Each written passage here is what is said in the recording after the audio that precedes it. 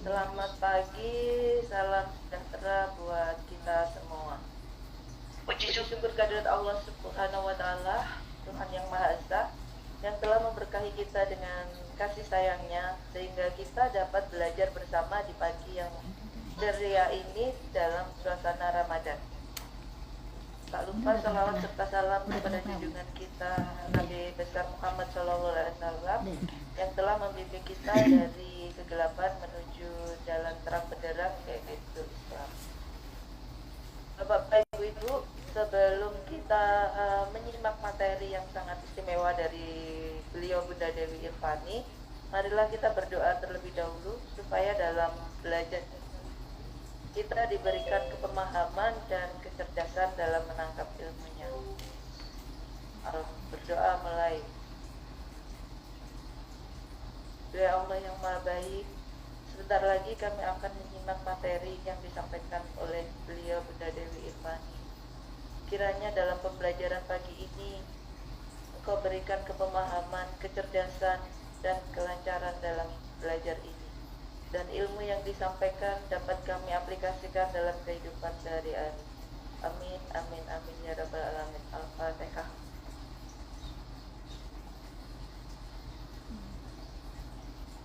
Terima kasih. Sebelum acara kita mulai, izinkan saya menyampaikan tema hari ini adalah spiritual power yang akan disampaikan oleh Bunda Dewi Irfani S. Good, CMHT, CI, MPH, MSI. Saya bisa minta tolong kita stretching sebentar. Tangannya ditikarkan ke depan biar kita bersemangat. Ke depan dulu. Oke. Kita sampai kanan. Kiri. Ke atas. Bapak-bapak, ibu, kita sambut pemateri kita pagi ini, Bunda Dewi Irfani. Pada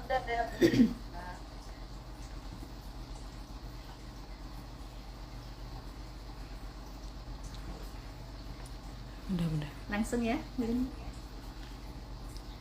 Bisa Bunda. Bismillahirrahmanirrahim. Suara saya aman? Alhamdulillah aman Bunda.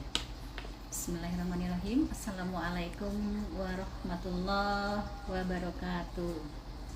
Waalaikumsalam warahmatullahi wabarakatuh.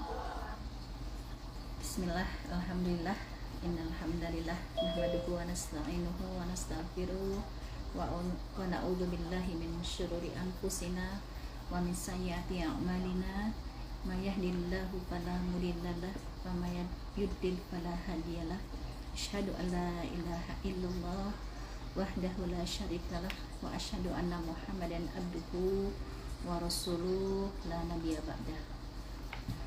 Alhamdulillah rabbil alamin.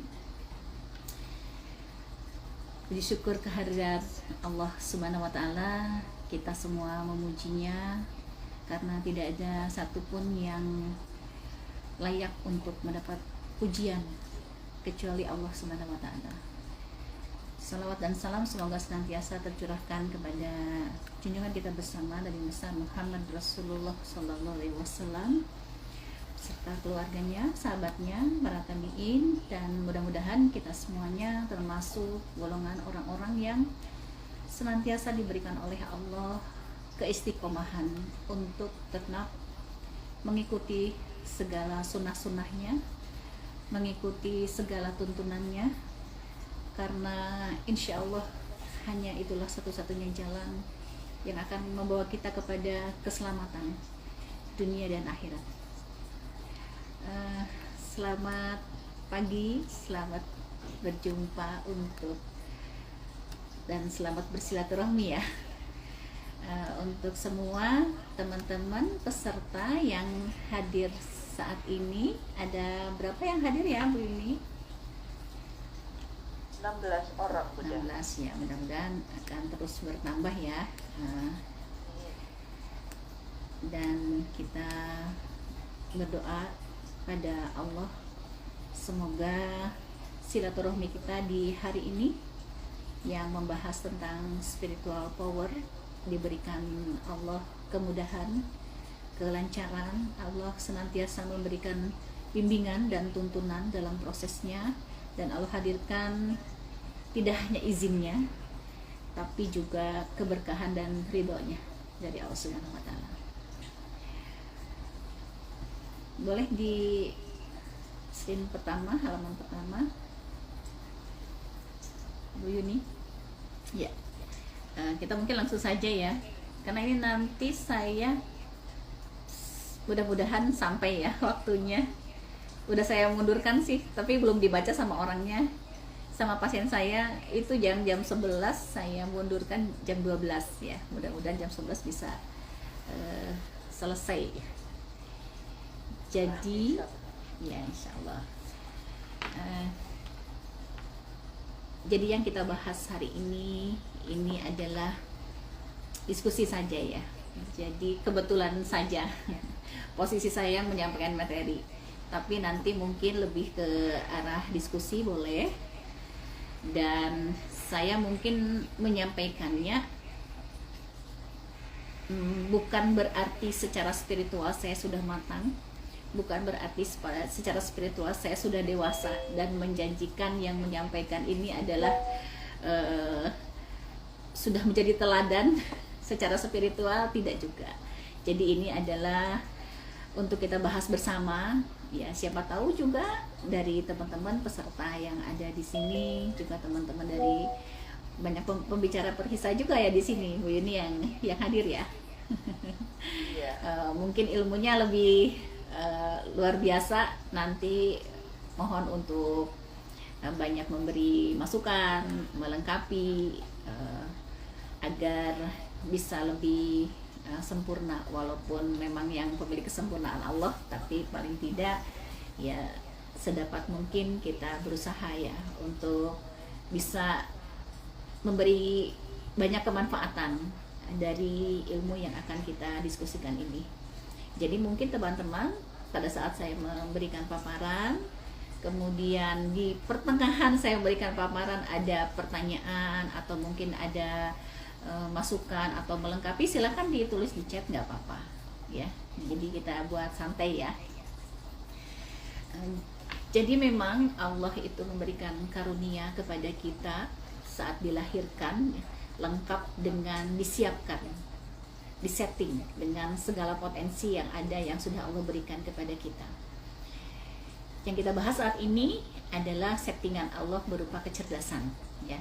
Jadi kecerdasan ini yang Allah karuniakan kepada kita, ada kecerdasan spiritual, ada kecerdasan intelektual, dan ada kecerdasan emosional.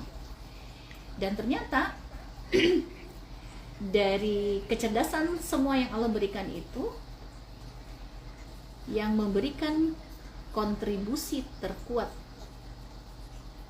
untuk kita bisa menjalani kehidupan sesuai dengan apa tujuan Allah menciptakan kita, kontribusi terbesarnya adalah kecerdasan spiritual. Saya juga sebelum tahu ilmu ini ya, dulu saya pikir untuk kita bisa menjadi sukses mulia itu andalan kita adalah kecerdasan intelektual ya. Kita harus pintar secara akademis ya, harus paham ilmu pengetahuan dan sebagainya. Ternyata itu sangat dirasakan betul setelah saya menjadi seorang terapis mental ya, jadi seorang profesional hipnoterapis, bahwa ternyata kecerdasan intelektual itu sangat-sangat terbatas perannya ya untuk kita menemukan sukses mulia kita, untuk kita berperan seperti yang Allah inginkan agar kita bisa selamat dunia akhirat. Itu ternyata adalah yang tertinggi, kecerdasan spiritual. Jadi sebenarnya berapapun usia kita saat ini, belum menjadi jaminan kecerdasan yang terkuat ini sudah dewasa gitu. Jadi saya pun menyampaikan kepada diri saya sendiri ya, mendidik diri saya sendiri untuk tidak boleh berhenti belajar, harus terus belajar ya. Karena kecerdasan spiritual ini harus kita dahulukan, harus kita prioritaskan ya, untuk kita perhatikan dulu untuk kita dewasakan dulu, untuk kita matangkan dulu. Karena pada saat kecerdasan terkuat kita yang di kecerdasan spiritual ini kalau sudah matang dan dewasa, insya Allah kecerdasan yang ada di bawahnya ini akan terangkat dengan sendirinya. Saat seseorang spiritualnya sudah matang, sudah dewasa, itu akan otomatis seseorang mempunyai kecerdasan emosional. Dia akan lebih stabil mengelola emosinya, dia akan lebih mengenal emosi diri, emosi orang lain, dia akan mudah untuk adaptif, kemudian dia mudah untuk membuat skala prioritas, dia membuat keputusan yang pas dan benar yang akan bisa maslahat untuk hidup dunia akhiratnya. Dan kecerdasan intelektual pun, contoh ya, mengapa ilmu agama itu sifatnya fardu ain atau wajib untuk dipelajari kepada semua orang, terutama orang Islam ya. Dan selain ilmu agama itu sifatnya fardu kifayah. Jadi kalau kita belajar fardu ain dulu ya, belajar yang diwajibkan dulu, saat kita belajar ilmu pengetahuan yang lain, insya Allah kita bisa membingkai dalam penerimaan pelajaran itu dengan bingkai Islami, agar apa yang kita pelajari ini menjadi sesuatu yang berkah dan tidak hanya memberi kemanfaatan kepada kepentingan dunia saja, tapi insya Allah bisa menyelamatkan untuk kepentingan akhirat kita. Dan tandanya sebuah ilmu pengetahuan ini berkah ketika dibingkai oleh bingkai agama atau bingkai Islami adalah saat kita mempelajari ilmu pengetahuan. Contoh ya, ilmu hipnoterapi, kebanyakan orang menganggapnya itu adalah ilmu psikologi modern, itu ilmu pengetahuan. Padahal sebenarnya ilmu hipnosis itu sudah ada dari zaman Rasulullah. Nah, kalau kita belajar sudah matang dulu kecerdasan spiritualnya, sudah belajar ilmu fardu ain dulu, pada saat kita belajar hipnoterapi ya, karena ini ada beberapa master hipnoterapi nih di sini. Jadi pada saat kita belajar hipnoterapi, kita bingkai dengan bingkai Islami, agar ya, pada saat kita belajar ini akan menghadirkan ketenangan buat kita ya. Karena tenang itu Allah berkahi gitu. Semua tata cara dan tata laksananya sesuai dengan nilai-nilai Islam ya, dibenarkan oleh syariat Islam. Dan yang terpenting untuk kita pastikan ini agar spiritual kita semakin cerdas adalah ketika kita belajar sebuah ilmu, kita pastikan dulu apakah ini membawa kita kepada lebih dekat kepada Allah atau sebaliknya. Jadi segala sesuatu yang kita pelajari saat membuat kita malah menjauh dari Allah, kita harus berhentikan. Karena di situ pintu setan akan terbuka. Kesempatan untuk keran-keran masuknya setan akan terbuka ya. Tapi pada saat kita mempelajari ilmu pengetahuan, membuat keimanan kita semakin kuat, membuat spiritual kita semakin kuat ya, membuat keyakinan kita kepada Allah bahwa Allah itu satu-satunya. Namanya satu-satunya itu berarti tidak ada yang lain. Allah itu satu-satunya sumber dari segala sumber energi, sumber dari segala sumber ilmu, dan sumber dari segala kebaikan dan kebenaran yang ada di dunia ini. kalau kita sudah matang di satu ini, ya, insya Allah kita tidak akan mudah terjebak pada saat mempelajari ilmu. Bahkan kita akan ada di posisi yang level tercerahkan dulu hidup kita, sehingga kita berada dalam kondisi, kalau bahasa anak-anak muda saat ini bahasanya katanya on top gitu ya. On top itu apa?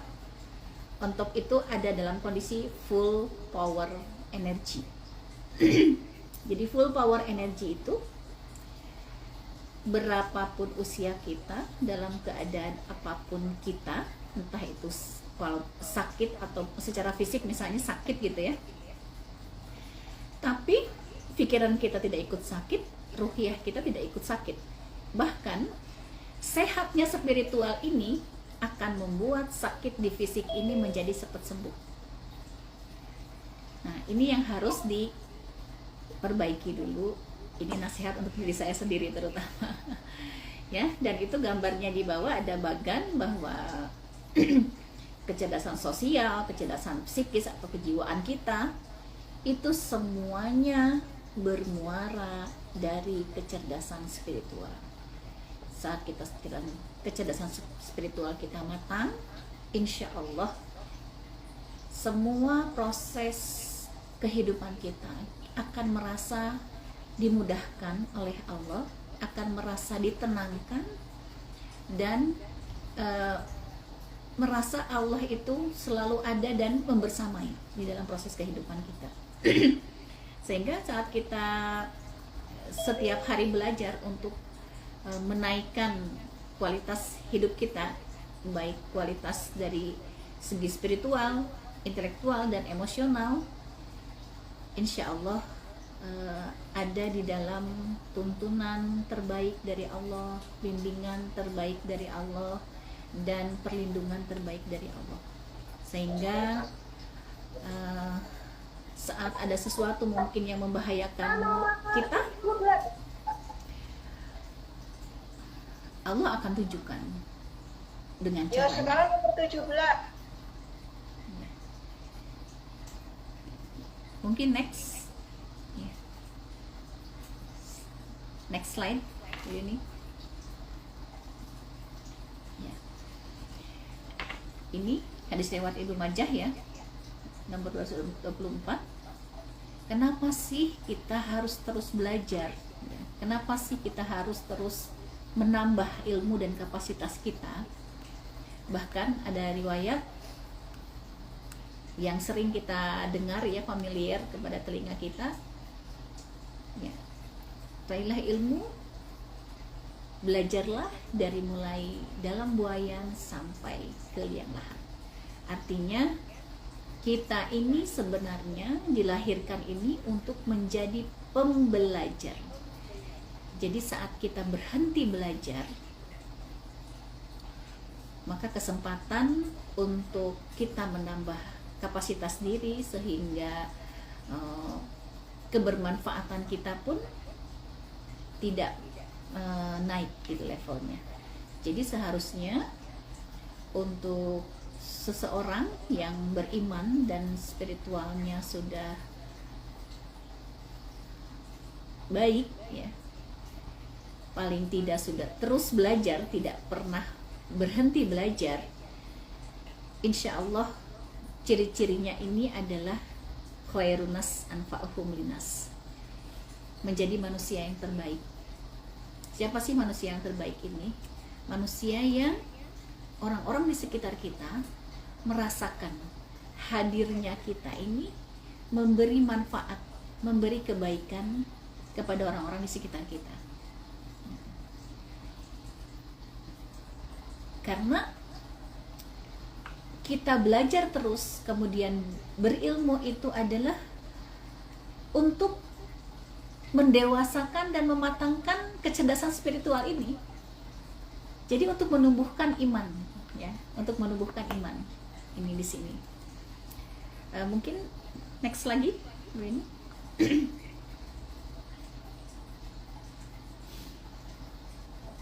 Ya, jadi eh ya di Quran surat At-Taqwa ayat 2 ya. Ini At-Taqwa bukan? Mana bunda? Suratnya kayaknya bukan At-Taqwa. Iya bunda. Iya. At-Talaq. Apa ya? Oh iya. Suratnya At-Talaq ya. Ini yang membuat ini salah ya, maaf ya tulisannya. Makanya saya ingat kok bukan Pak. Saya ingatnya bukan At-Taqwa. Coba dicek lagi Mbak Tata. Ini salah nulis sepertinya. Iya bunda, At-Talaq bunda. Ya. Kalau saya tidak salah ini suratnya At-Talaq, bukan surat At-Taqwa. Ya. Allah sudah menyampaikan bahwa wa may yattaqillais Allahu makhraja wa yarzuqhu min haitsu la yahtasib. Wa may yatawakkal 'alallahi fa huwa hasbuh. Jadi bahagia yang hakiki itu ya, namanya hakiki itu adalah bahagia yang utuh sampai menemukan makna terdalamnya. Rasa bahagia itu yaitu ada di dalam energi tertinggi, dan energi tertinggi itu hanya ada dalam ketakwaan. Jadi kalau seandainya kita menghadapi masalah gitu ya, dan kemudian kita merasa kesulitan gitu ya, atau mentok gitu ya, kita jangan buru-buru dulu mencari solusi atau menunggu-nunggu ini kok jalan keluarnya kok lama sih gitu. Padahal tuntunannya wa may yattaqillahu yaj'al lahu makhraja. Takwa dulu baru jalan keluar. Ya. Jadi seringkali kita kebalik ya. Kita menunggu jalan keluar dulu. Padahal jalan keluar itu Allah janjikan kepada orang-orang yang bertakwa. Ya. Jadi kalau kita ingin hidup berada di dalam kemudahan, senantiasa masalah yang besar terasa kecil, masalah yang kecil terasa nggak ada, bahkan kita bisa membantu sebanyak-banyaknya orang yang sedang terpuruk, sedang hidupnya dalam masalah gitu ya. Kalau kita ingin menjadi seperti itu, selesaikan dulu diri kita. Jadi hanya orang-orang yang sudah selesai dengan dirinya sendiri akan bisa membantu menyelesaikan masalah orang lain. Karena kita bagaimana mau menerangi hidup orang lain ya, kalau kita tidak punya cahaya. Kalau kitanya sendiri hidupnya gelap gitu, kita ingin kita merasa hidup berkonflik gitu ya, merasa banyak masalah, menghadapi masalah aja kita belum punya konsep berpikir, konsep berperasaan yang belum baik gitu ya. Kita harus membantu menyelesaikan masalah orang. Mungkin ya kira-kira teman-teman. Ya mungkin aja sih kalau mungkin ya. Karena apa yang tidak mungkin.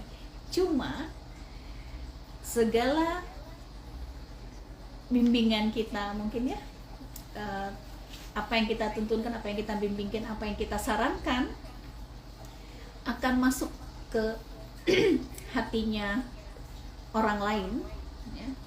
Untuk seorang terapis mungkin ya, pasien atau klien kita, ketika kita sudah memahami sampai ke maknanya ya. Dan wa may yatawakkal 'alallahu fa huwa hasbuh. Hanya orang-orang yang bertawakal. Bertawakal itu adalah berserah diri, menyerahkan hidupnya sepenuhnya, hidup dan matinya hanya kepada Allah. Fa huwa hasbuh, merasakan berkecukupan, dan berkecukupan itu akan karena dicukupkan oleh Allah. Dicukupkan ilmunya ya, dicukupkan tenaganya, dicukupkan pikirannya ya, dicukupkan segala sesuatunya. Karena pada saat kita berserah diri, kenapa kok akhirnya dicukupkan oleh Allah? Ya, kenapa kok Allah janjikan seperti itu? Karena ketika kita berserah diri, apalagi keberserahan diri kita ini totalitas gitu ya, bulat-bulat 100% kepada Allah, maka saat kita menghadapi masalah, yang bekerja adalah bukan tenaga manusia yang terbatas, tapi tenaga Allah yang terbatas. Kita menghilangkan unsur kemanusiaan pada diri kita sehingga Allah turun langsung menyelesaikan masalah kita. Ya, itu intinya dari kecerdasan spiritual. Dan karena ini bulan Ramadan, ya, tidak ada salahnya kita sedikit mengupas, ya, karena ini sangat lekat hubungannya dengan spiritual power. Karena puasa ini, ya, puasa di bulan Ramadan ini, kata Allah, puasa ini milikku dan aku sendiri yang akan menilainya, aku sendiri yang akan memberi pahala. Beda dengan amalan-amalan atau ibadah yang lain. Hanya satu-satunya ibadah puasa di bulan Ramadan ini, puasa ini milikku dan aku sendiri yang akan menilainya, kata Allah, ya. Jadi sebenarnya kita saat memasuki bulan Ramadan ini, kita sedang melakukan akselerasi, percepatan dalam mendewasakan spiritual power. Karena pada saat masuk bulan Ramadan sebenarnya kita sudah benar-benar dicelupkan oleh Allah. Sudah benar-benar basah kuyup kita ini. Basah kuyup dengan celupan limpahan rahmatnya, dengan limpahan pengampunan dosanya, dengan limpahan percepatan pengabulan doanya.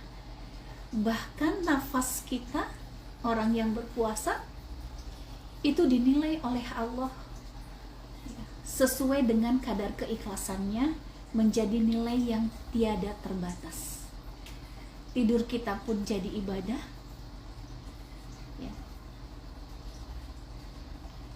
Apapun dilipat gandakan. Jadi kita tuh sebenarnya Allah tuh sudah memberikan hidangan istimewa di bulan Ramadan ini, ya.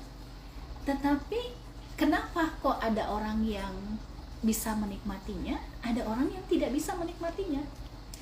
Mungkin orang yang bisa menikmatinya adalah, kita analogikan, kalau kita diberi hidangan yang enak sekali gitu ya, semua masakannya kesukaan kita. Tetapi saat kita mau makan, ternyata kita lupa bahwa kita ini sedang sariawan, sedang sakit gigi. Misalnya makanan kesukaan kita sate misalnya gitu ya. Kira-kira sate masakan kesukaan kita dan hidangan lainnya dari Allah itu, pada saat kita sakit gigi dan banyak sariawan, kita bisa menikmatinya atau tidak? Tidak bisa menikmatinya. Berarti tidak semua orang yang berpuasa di bulan Ramadan ada di level kenikmatan yang sama, di level kebahagiaan yang sama.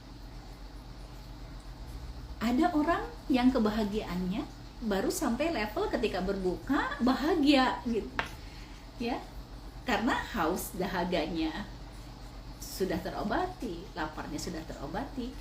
Jadi dia kebahagiaannya hanya di level hilang lapar dan hausnya. Tapi ketika dia tahu, ya, ketika dia masuk ke dalam Ramadan dalam keadaan berilmu bahwa Allah itu sudah mencelupkan ke dalam akselerasi, kita hadirkan kekuatan terbesar yang berasal dari Yang Maha Kuat, yang Allah sendiri hadirkan langsung di dalam puasa kita, sehingga kita yakini bahwa ketika Allah sampaikan bahwa puasa ini milikku dan aku yang menilainya, ya, berarti disinilah pada saat berpuasa Allah sedang mengikis ego-ego kita, keakuan diri kita Allah hilangkan, sehingga yang hadir di dalam diri kita sebelum apa-apa dan yang bertahta dalam diri kita itu hanya Allah Subhanahu wa Ta'ala. Pada saat kita dalam kondisi seperti itu, maka sandaran kita adalah tidak kepada apapun dan siapapun lagi. Sandaran kita habis, ya. Kita sandarkan hanya kepada Allah Subhanahu wa Ta'ala. Dan insya Allah kalau kita bersandar kepada Yang Maha Kuat, maka kita pasti akan ikut kuat. Kalau sandaran kita salah kepada yang lemah, wajar sekali kalau kita lemah. Kalau andalan kita hanya kepada kecerdasan intelektual misalnya, yang dimana kontribusinya 20%. Jadi sebenarnya yang membuat orang stres itu adalah krisis kebersandaran sebenarnya. Ya. Kalau kebersandaran kita dalam menyelesaikan masalah, karena kalau kita mau mengukur diri kita ya, karena kita nggak akan bisa mengukur orang lain. Kalau kita mau mengukur diri kita, parameternya itu adalah pada saat menghadapi masalah. Pada saat menghadapi masalah, lihat sendiri, periksa sendiri respon kita. Apakah kita cukup tenang? Apakah Allah dulu sebelum yang lain? Ya. Apakah spiritual dulu, kecerdasan spiritual dulu yang maju? Ya. Apakah kita bingung, kaget, panik? Ya. Melihat dari pandangan zahir dulu, yang terlihat oleh panca indera kita dulu? Ya. Atau kita tenang dulu, maknai dulu, dan yakini bahwa tidak ada satupun yang terjadi kecuali dengan izin Allah. Bahkan ketika ada hadir sebuah musibah, perintah Allah cuma satu, Qul inna lillahi wa inna ilaihi raji'un. Jadi kalau kita tidak memaknai segala kejadian, ujian, masalah itu dengan melihat Allah dulu, itu sebenarnya kita sendiri yang membuka kesempatan agar setan masuk mengintervensi hidup kita. Bukan salah setannya sebenarnya, karena kita beri ruang. Karena setan itu hanya bisa punya kemampuan untuk menggoda, sampai di level menggoda, tidak bisa mengintervensi. Adapun ada manusia terintervensi oleh setan karena memang dirinya memberi ruang dan membuka pintunya, mempersilahkan setan masuk. Dengan cara apa? Dengan cara bukan Allah dulu ya. Yang seperti itu. Ini nasihat saya dari tadi ketampar bolak-balik, ini udah sama omongan saya sendiri ya. Jadi seperti itu. Jadi sebenarnya akselerasinya di dalam puasa Ramadan ini adalah insya Allah kalau betul-betul kita maknai, kita akan digiring oleh Allah sampai kepada derajat takwa. Seperti dalam surat Al-Baqarah ya, ayat 183. Jadi kewajiban puasa Ramadan ini memang yang diseru adalah orang-orang yang beriman. Karena untuk mereka yang merasa tidak beriman, seruan itu bukan untuk dia. Makanya kan bisa santai aja untuk tidak puasa dan sebagainya gitu ya. Padahal dia dalam kondisi wajib berpuasa. Artinya tidak sakit dan sebagainya. Tidak sakit, udah dewasa dan sebagainya. Karena seruan itu hanya untuk orang beriman. Dan ketika dia maknai seluruh hari-hari di dalam bulan Ramadan ini, dan puasanya itu dia ikhlaskan semata-mata hanya untuk Allah, karena memang hanya satu amalan ini yang Allah bedakan dengan amalan lain. Kalau amalan yang lain kan untuk kita gitu ya, saya sholat untuk kebaikan kita dan sebagainya. Tapi ini untuk Allah, itu bukan Allah membutuhkan ya kebaikan kita, bukan.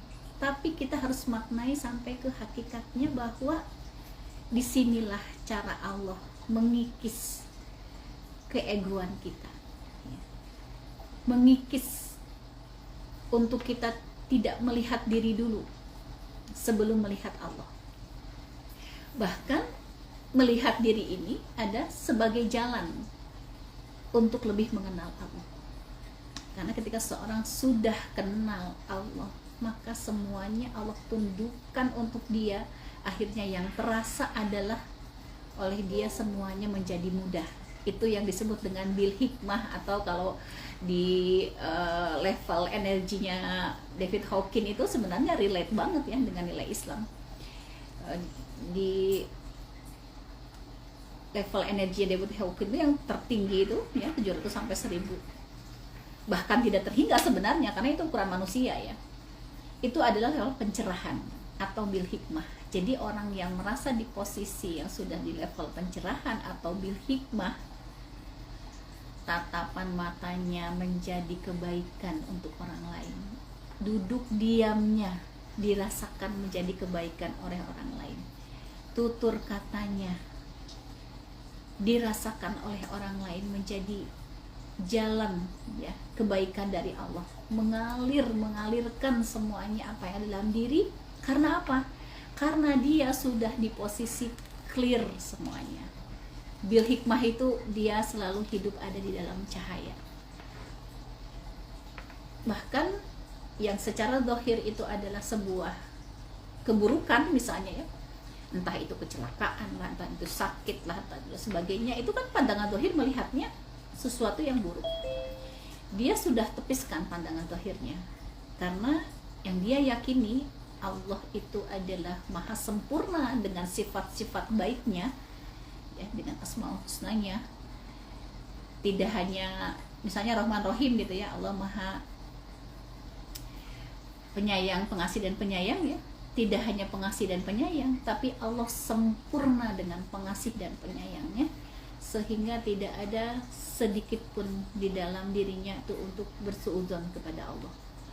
Bahkan pandangan zahirnya sesuatu yang buruk, tetapi dia maknai itu sebuah kebaikan ya. Orang tua yang punya anak disabilitas misalnya, dia tidak melihat anak itu berkekurangan, tetapi dalam pandangannya orang yang sudah dewasa, kecerdasan spiritualnya adalah anakku yang disabilitas ini adalah keadaan yang terbaik yang Allah berikan untuk dia, anakku. Karena mungkin saja kalau Allah tidak takdirkan seperti ini, itu adalah keadaan yang bisa membuatnya bahaya dunia akhiratnya. Dia akan seperti itu. Orang tua yang punya anak disabilitas misalnya gitu. Bahkan itu akan menjadi jalan surga buat dia. Ya, contoh seperti itu. Nah, kenapa ini harus terus kita upayakan gitu ya, untuk kita ada di dalam kecerdasan spiritual atau spiritual power ya, sehingga kecerdasan itu melahirkan sebuah kekuatan. Mungkin secara fisik dia lemah, tapi fisik yang lemah dengan spiritual yang kuat dan keimanan yang kuat. Karena sejatinya semua manusia itu dilahirkan dalam keadaan kuat, dengan potensi dan fitrahnya masing-masing yang Allah sudah titipkan. Setiap orang yang mungkin satu dengan yang lain tidak sama, kecuali fitrah yang sama, misalnya fitrah ketuhanan gitu kan sama, fitrah keimanan itu sama. Tapi fitrah diri yang berbeda, misalnya orang yang cenderung gitu ya, punya watak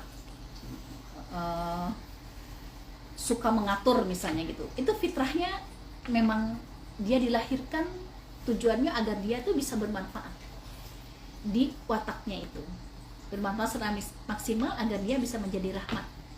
Karena manusia tuh dilahirkan untuk menjadi rahmat, menjadi rahmatan lil alamin ya, dan akan menjadi khalifah, jadi dutanya Allah sebenarnya kita dilahirkan di dunia ini. Nah, insya Allah kenapa itu harus terus kita upayakan, kita latih terus sepanjang waktu.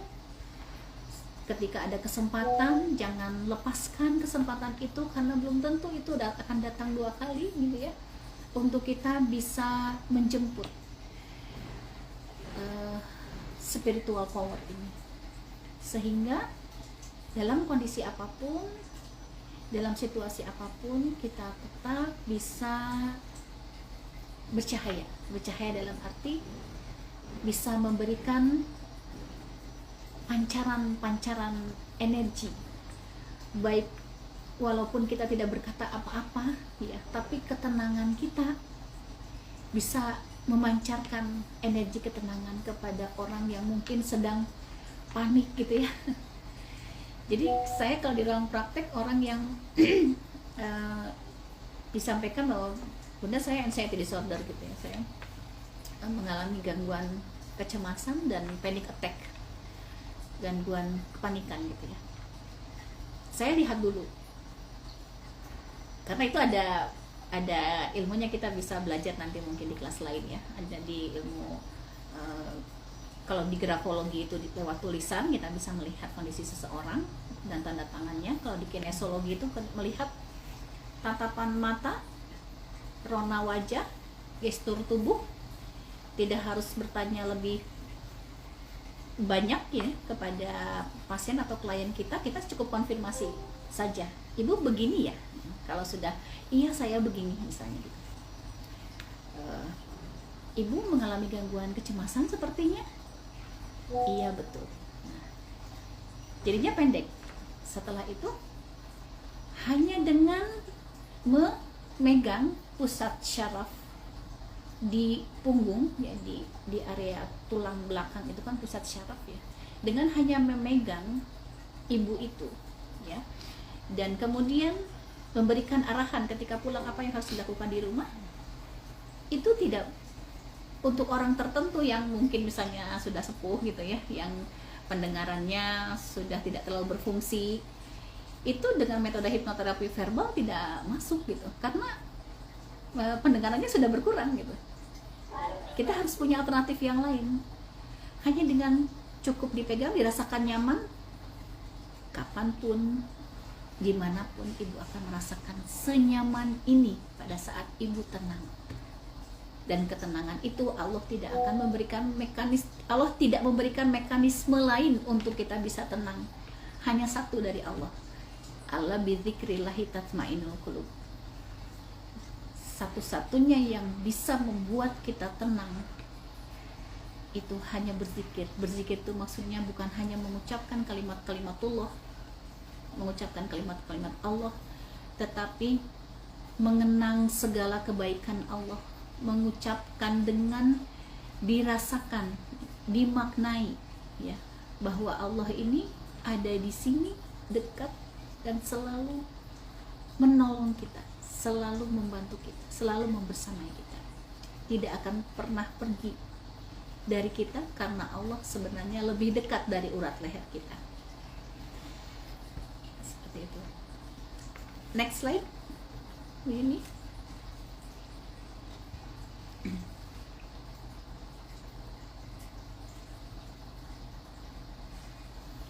next lagi.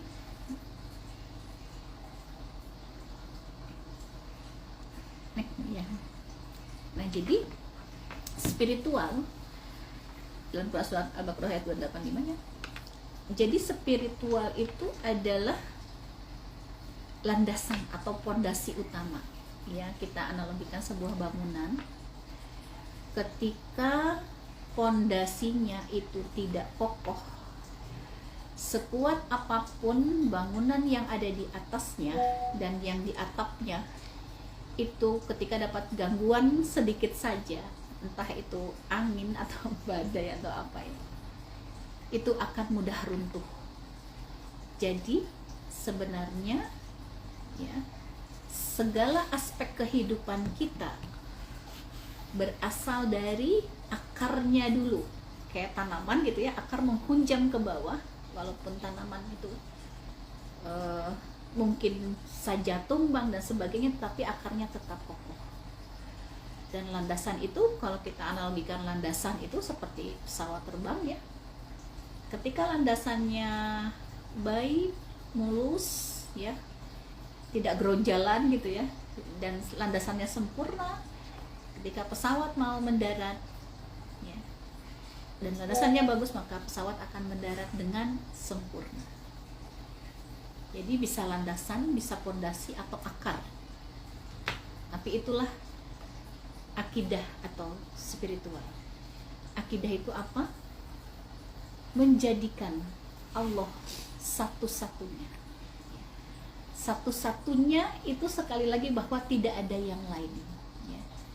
Kalau sudah beres dengan kemurnian keberserahan diri kita, kemurnian kita bersembahnya kepada Allah, dan kemurnian kita menjadikan Allah satu-satunya tempat bergantung, dan karena tali yang terkuat itu tidak ada tali yang lain kecuali tali Allah. Kalau itu sudah kita, misalnya kita menggantung gitu ya, di megang tali gitu ya, kita megang tali walaupun kita bergelantungan gitu ya, tapi kalau tali kita kokoh, kita mau didorong kayak gimana gitu, kita nggak akan jatuh. Tapi kalau pegangan kita misalnya rapuh gitu ya, kita didorong sedikit aja kita sudah jatuh gitu. Jadi sebenarnya jatuh atau tidaknya hidup seseorang ya, merasa loh ya, karena kita tidak bisa menilai dia itu hidupnya jatuh dan sebagainya gitu ya, terus kemudian bangkrut dan sebagainya, bukan seperti itu. Ini adalah di area batin ya. Tenang, gelisahnya seseorang dalam menghadapi hidup itu hanya ditentukan oleh satu hal, yaitu beres atau tidaknya area atau zona kecerdasan spiritualnya. Karena ketika beres di zona kecerdasan spiritual, maka dia mempunyai spiritual power, dan spiritual power itu adalah kekuatan yang tertinggi, tidak ada bandingannya ya. Saat kita menghadapi masalah sekalipun, entah masalah kita sendiri atau kita menolong masalah orang lain ya, karena pasien, klien atau orang yang curhat kepada kita, walaupun kita misalnya bukan seorang terapis, bukan siapa-siapa katakanlah gitu ya, kita merasa bukan siapa-siapa sekalipun, ketika ada orang yang curhat pada kita, minta tolong pada kita, itu tidak akan datang kepada kita kalau bukan Allah yang menggerakkan gitu. Dan kalau kita yakin bahwa segala yang Allah gerakkan kepada kita ini adalah ada dalam jaminan Allah, kita menghadapi orang yang minta tolong dalam keadaan masalah sebesar apapun, ya besar itu kan juga relatif, besar atau tidaknya itu kan relatif gitu loh. Karena mustahil itu hanya ada dalam kamus manusia gitu. Di dalam kamusnya Allah itu tidak ada namanya kamus mustahil gitu ya. Karena tidak ada, karena hanya Allah yang apa saja bisa gitu. Selain Allah nggak ada yang apa saja bisa.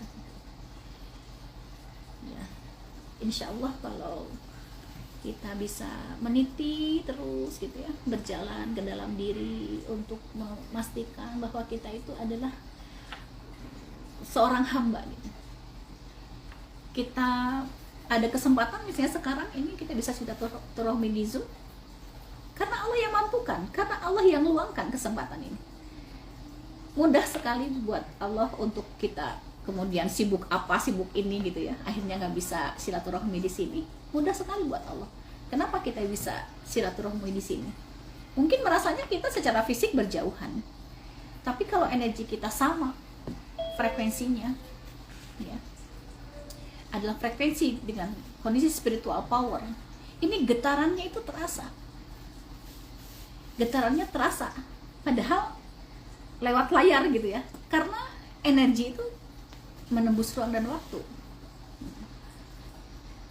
seperti itu. Next mungkin ini ya, next lagi Bunda, ada pertanyaan di akhir aja. oh, iya. Jadi dalam surat At-Taubah ayat 14 ya, kita kan biasa ya kalau sama teman-teman atau sama komunitas itu ayo healing gitu ya. Kita lupa sebenarnya Allah itu sudah menuntunkan kepada kita healing terbaik untuk kita ini apa sih gitu ya. Karena healing itu yang mungkin kalau kita penat gitu ya, capek, lelah di fisik gitu ya, nah, kita dapat hiburan apa gitu ya, sesuatu yang menyenangkan ya, mungkin secara fisik kita bisa rest gitu ya, refreshing gitu ya.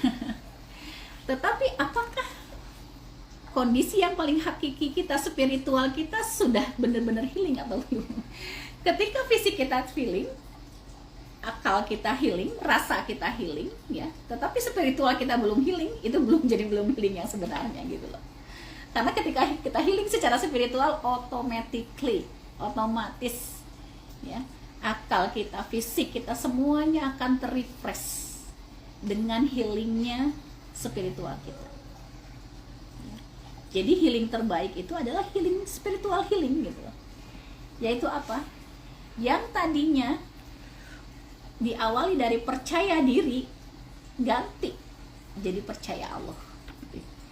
Yang tadinya kita yang dibangun ini adalah kekuatan diri kita gitu ya, mengakses gitu ya, kekuatan pikir kita gitu ya, mengakses kekuatan rasa kita, itu belum selesai. kalau spiritual kita masih belum beres. Karena kekuatan tertinggi hanya bisa didapatkan dari yang maha tinggi. Kekuatan terbaik yang membuat kita bisa kuat kalau kita mengakses dari energi dari yang segala sumber energi dari yang energi tertinggi, yang maha tinggi. Bahkan kalau kita misalnya merasa mentok gitu, lagi complicated gitu ya, lagi banyak masalah dan sebagainya, terus kita berangkat aja umroh gitu, semoga dimudahkan gitu ya. Karena di sana tuh energi ilahinya sangat luar biasa. Ya. Mungkin next.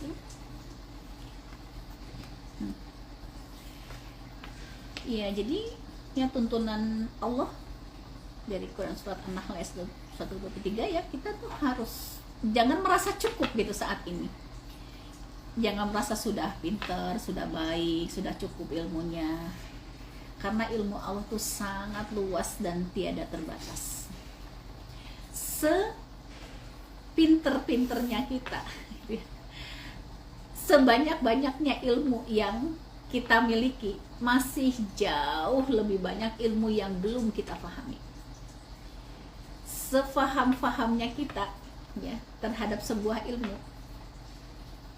walaupun saat ini kita sudah bisa memanfaatkan ya ilmu yang Allah titipkan kepada kita, kita tetap tidak boleh merasa cukup ya. Mungkin ukurannya yang kita harus ukur ke dalam diri sendiri ya, apakah di setiap waktu, di setiap momen kita bisa memaknai, bisa menjalankan hari-hari dengan mindful ya, sehingga sampai kepada maknanya, langkah kita bisa kita nikmati bahwa ini adalah rahmat dari Allah. Masalah bisa kita nikmati bahwa yang menghadirkan masalah itu adalah Allah. Maka Allah juga yang akan mengangkat. Allah lebih mencintai aku daripada diriku sendiri. Maka ketika ada masalah, dengan satu keyakinan bahwa setelah ini Allah siapkan, karena inna ma'al usri usra ya, bukan setelah lo ya, bukan setelah setelah keburukan ada kebaikan lo ya. Inna ma'al usri usra itu bersama.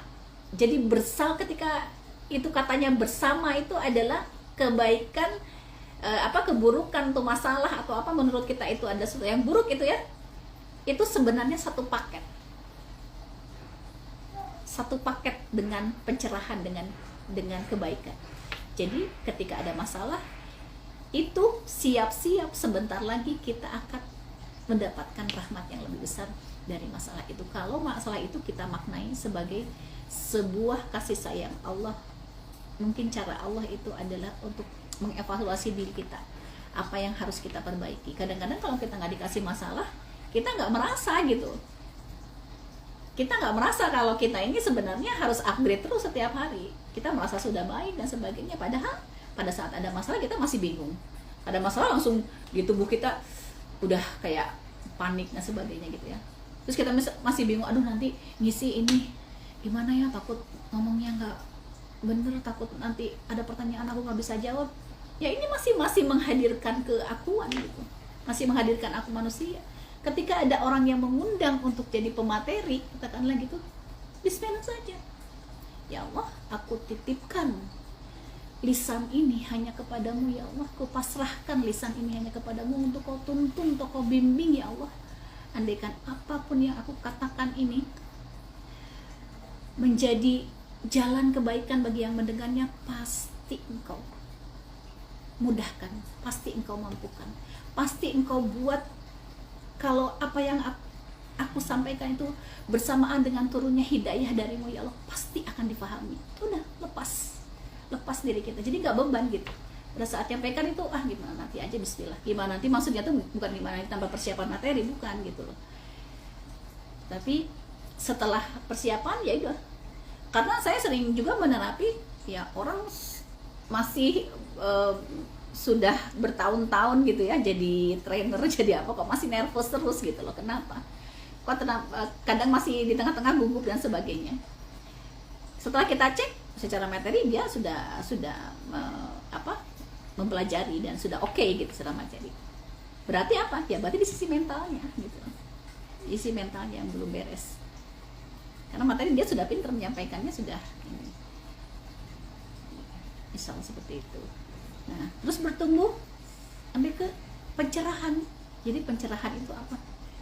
Pencerahan itu melihat apapun, kemanapun pandangan dia arahkan gitu ya, dia menoleh kemanapun, yang terlihat hanya rahmat Allah, yang terlihat hanya kasih sayang Allah, yang terlihat hanya cahaya dari Allah.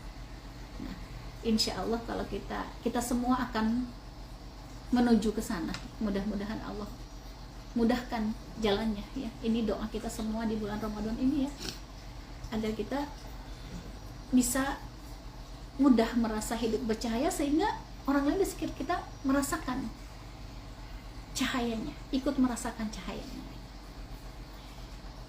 dari tutur kata kita, pandangan yang penuh dengan kasih sayang. Orang yang membenci kita sekalipun ya, yang membenci itu kan zahir gitu ya, mungkin Allah hadirkan dia ya untuk memastikan apakah ilmu yang kita pahami itu sudah dimaknai dan sudah dilaksanakan atau belum. Apakah kita masih yakin bahwa alam semesta dan seisinya, langit dan bumi ini adalah genggaman Allah gitu. Kita masih kok bisa dia kayak gitu, padahal sudah baik sama dia. Itu kan bahasa zahir. Kalau bahasa batin, mungkin Allah hadirkan dia untukku ya. Apakah aku sanggup ya memancarkan cinta kasih kepada orang yang membenci kita? Kalau orang yang pada baik sama kita kan gampang aja gitu ya. Kita emang baik sama kita kan, ya kita tuh sayang sama dia gitu ya. Baik. Tapi orang yang nggak kenal sama kita, orang yang bukan siapa-siapa kita, tiba-tiba membenci kita, apakah energi kita masih sama? Nah itu kan mungkin butuh penegasan ya Allah kepada kita. Apakah kita sudah pantas gitu, sudah layak uji atau belum gitu loh. Sudah saatnya untuk dinaikkan derajatnya atau tidak gitu mungkin menurut Allah. Jadi harus mengukurnya itu dengan ujian gitu. Kita pun mengukur diri kita sendiri pada saat menghadapi masalah gitu loh. Dan kita nggak bisa mengukur orang lain. Katanya dia ngomong gitu, ada masalah kok bingung, panik gitu. Nggak boleh kita seperti itu. Karena kalau kita belum datanya belum valid gitu, kita tidak boleh untuk judgment atau memberikan penilaian atau memvonis orang lain gitu ya. Karena itu bisa merugikan diri kita sendiri, bisa jadi ke prasangka dan sebagainya. Karena manusia itu sangat unik dan segala kejadian yang ada di dunia ini sangat beragam. Kita tidak diberi potensi oleh Allah untuk memvonis orang lain, tidak diberi potensi untuk menilai kehidupan orang lain, karena kita tidak diberi kemampuan untuk itu ya. Bahkan ketika kita bisa menilai diri sendiri pun itu adalah benar-benar rahmat dari Allah, karena banyak sekali orang yang tidak paham dirinya itu siapa, dari posisi mana, mauku ini apa, aku menuju kemana, ini masih nggak tahu gitu mau ngapain gitu loh. Bahkan ada sering sekali orang yang datang ke ruang praktek saya, Bunda pokoknya aku ini bingung, linglung, aku pelupa dan sebagainya, tapi aku ini nggak tahu aku ini kenapa gitu. Gitu. Bahkan ada orang di sekelilingnya merasa dibuat menderita sama dia, sehingga keluarganya ngajak ke ruang praktek saya, tapi dirinya sendiri nggak tahu kalau dirinya tuh bermasalah gitu loh. Kenapa aku harus diterapi? Emang aku salah apa? Gitu. Emang aku sakit apa? Kenapa aku harus diterapi? Padahal orang di sekelilingnya sudah dibuat menderita oleh dia. Kenapa? Nah, kita bercermin, kita mengambil pelajaran dari orang-orang seperti itu. Makanya luar biasa banget saya dari mulai tahun 2018 ya sampai sekarang, kalau secara personal mungkin ratusan ya kalau pasien dan klien. Mungkin kalau secara massal gitu ribuan, karena saya pernah menerapi itu dalam satu kali terapi, dan terapi massal itu 2000 orang hipnoterapi massal. Dalam keadaan dulu di sebuah SMK negeri, dalam keadaan kesurupan massal dulu waktu itu. 2.000 orang pada mau UN. Kemudian saya terapi dengan membawa mereka kepada energi spiritual gitu, membawa mereka kepada spiritual power, menjadikan Allah satu-satunya itu ya. Makanya saya membranding ya hipnoterapi Islami berbasis tauhid, bukan berarti ilmu tauhid saya lebih bagus dari para ulama gitu, enggak, tidak seperti itu.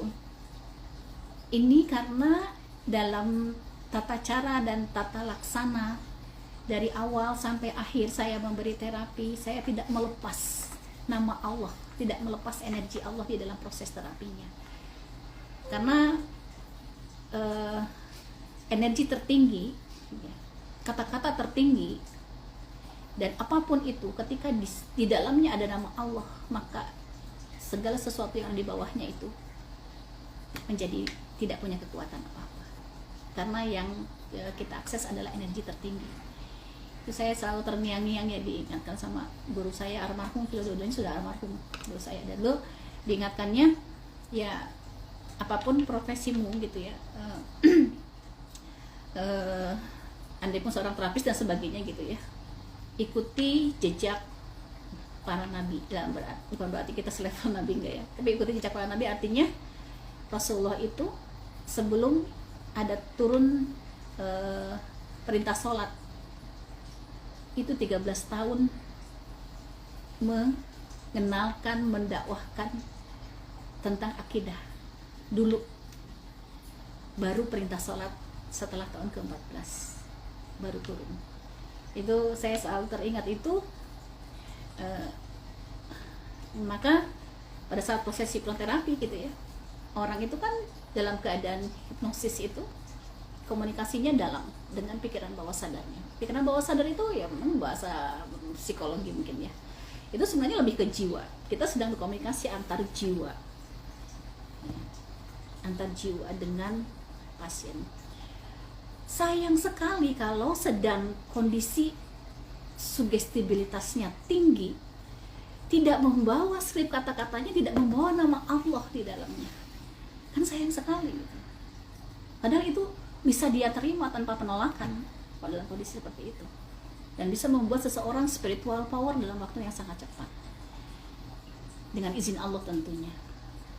Nah, itu yang membuat saya hanya mantap gitu ya, tidak pernah, insya Allah gitu ya, dengan pertolongan Allah mantap, tidak pernah merasa pesimis gitu ya, sedikit pun seperti apapun masalah orang yang datang ke ruang praktek gitu ya, saya selalu bersemangat, selalu optimis ya, karena ya itu tadi, saya tidak mengandalkan diri gitu ya.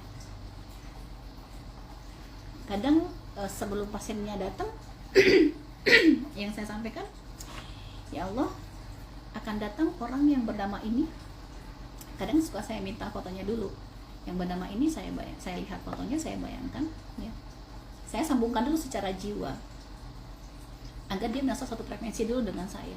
Pada saat ketemu secara fisik, dia sudah nyaman, sudah akhirnya tinggal mudah gitu, tinggal sedikit, tidak perlu pengkondisian, tidak perlu edukasi, hanya memberikan arahan nanti begini, orangnya akan mengikuti karena sudah percaya, sudah yakin.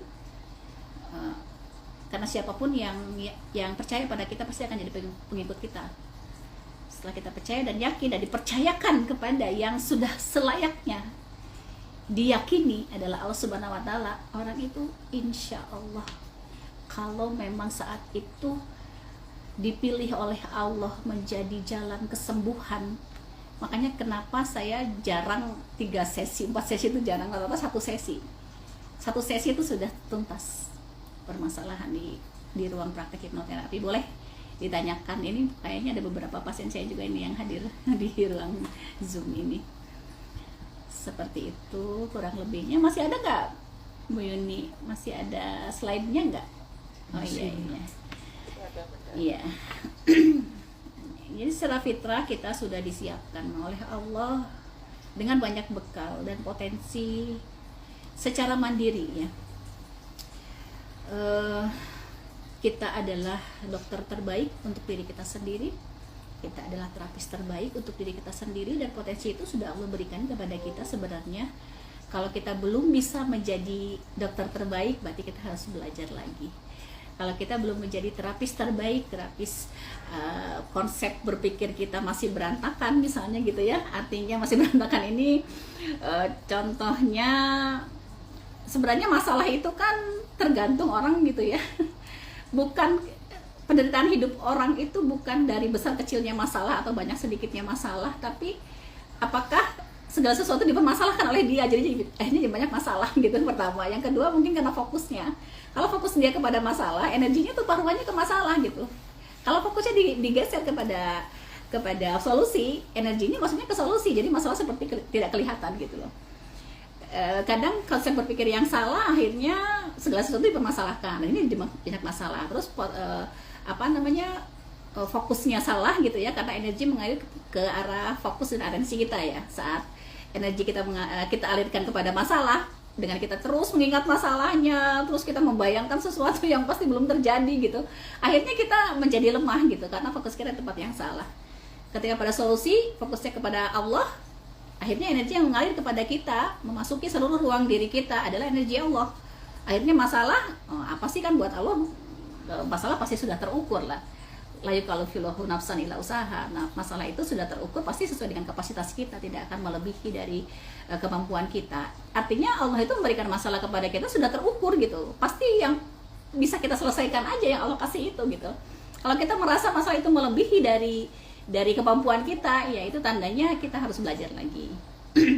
Ya, benarkan fokus, benarkan konsep berpikir, ya, agar kita bisa membenahi gitu ya di area kecerdasan intelektual kita. Kalau di area emosional kita, ya yang kita izinkan yang hadir di dalam rasa kita adalah yang membuat kita baik, yang membuat kita baik-baik saja, yang membuat kita tenang, yang membuat kita nyaman saja.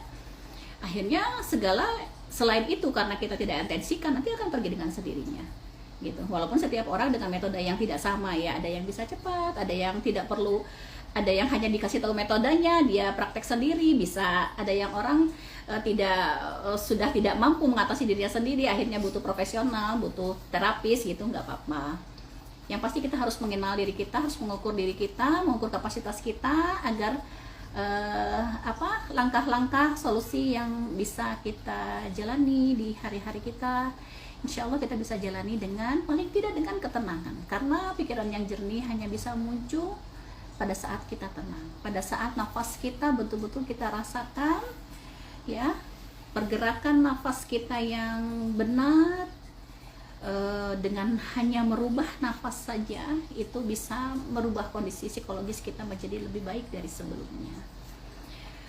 Jadi memang kita ini diciptakan dalam keadaan hanif, artinya cenderung kepada kebaikan. Itu diri kita yang asli ya, karena itu fitrah ya. Kalau dari kita cenderung kepada keburukan, misalnya ada orang kok terlihat cenderung pada keburukan gitu ya, itu bukan harus kita vonis, harus kita kembalikan kepada fitrahnya, karena fitrah manusia itu cenderung kepada kebaikan gitu ya. Fitrahnya itu bahagia, karena kita dilahirkan untuk bahagia, maka saat kita tidak merasakan tidak bahagia, kita sedang hidup tidak dalam fitrah gitu ya, maka kembalikan juga kepada fitrahnya. Kita adaptif, artinya kita akan mudah beradaptasi dengan kondisi apapun, karena Allah sudah siapkan perangkatnya pada saat kita mulai dilahirkan. Mungkin yang membuat kita kemudian tidak hidup di dalam fitrah ini bisa dari masa pembentukan kita ada pada pengasuhan yang kurang pas misalnya ya, sehingga pembentukan kita tidak baik, mungkin pola asuh, pola komunikasi, lingkungan akan membentuk ya, beda karena beda ya, watak dengan karakter beda. Kalau watak itu genetis, jadi bawaan, jadi tidak bisa berubah, bisanya mungkin diwarnai untuk hal lebih baik. Kalau karakter itu adalah bentukan lingkungan, maka ketika lingkungannya diganti, karakter ini bisa berubah. Seperti itu. Kita insya Allah mulia dan bermanfaat karena kita diberikan potensi yang lengkap gitu ya oleh Allah, dengan di khasnya kita, di keunikan kita. Kita insya Allah akan menjadi rahmatan lil alamin kalau kita sudah beres di 3 kecerdasan itu, dan kita adalah dokter terbaik untuk diri kita sendiri. Dan fitrah tertinggi adalah akal. akidah yang harus dibereskan dulu. Maka yang 1 sampai 8 ini ya, Hanif, bahagia, adaptif, mulia, rahmatan lil alamin, dokter terbaik, ini bisa benar ketika fitrah tertinggi yaitu spiritual atau akidah atau keimanan kita sudah beres. Kayaknya saya ngomong cepet banget ya Bu Yuni, ya Allah, maaf. Mudah-mudahan bisa dipahami. Kalau udah aman. Aman, iya. Mungkin sementara begitu dulu teman-teman ya. Nggak apa-apa. Oh ini terakhir ya Bun ya? Iya. Oh iya. Terakhir. Jadi high energy, jadi on top tadi, kondisi on top itu full power energy atau high energy itu insya Allah ya, kita berdoa kepada Allah mudah-mudahan di Ramadan tahun ini sudah hari ke-10 hari ke-11 ya, berarti 10 hari pertama itu sudah terlewati, Masya Allah. Ini sudah masuk 10 hari kedua loh ya. 10 hari kedua itu Allah sedang mengampuni dosa-dosa kita di 10 hari kedua ini. Maka keikhlasan kita dalam berpuasa ini ayo kita benahi sama-sama gitu ya. Ini nasihat buat diri saya sendiri agar level diterimanya puasa kita oleh Allah insya Allah adalah terbaik di sisi Allah ya. Jadi Ramadan ini adalah strategi terbaik kembali kepada fitrah diri. Makanya ketika Idul Fitri gitu ya, itu kembali kepada fitrah itu apa? Karena pada saat bulan Ramadan ini ya dihapus semua dosa-dosa kita melalui puasa kita yang ikhlas, puasa kita yang ridho ya Allah, kita ya ini adalah untuk Allah. Kemudian kita jalani hari-hari dengan terus melakukan banyak kebaikan, karena kebaikan ini kan lipat gandakan di sini. Akhirnya kita kembali kepada fitrah, seperti yang tadi fitrah diri kita itu bermunculan kembali.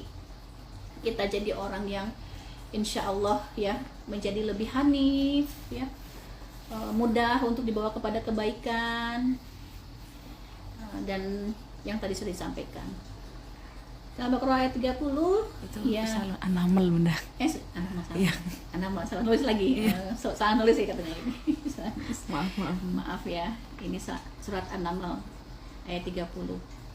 Jadi apapun yang terjadi di dunia ini, kita dilahirkan sampai kita akan kembali kepada Allah, ini semua karena cinta. Seharusnya kita sebagai hambanya Allah merasakan cintanya Allah.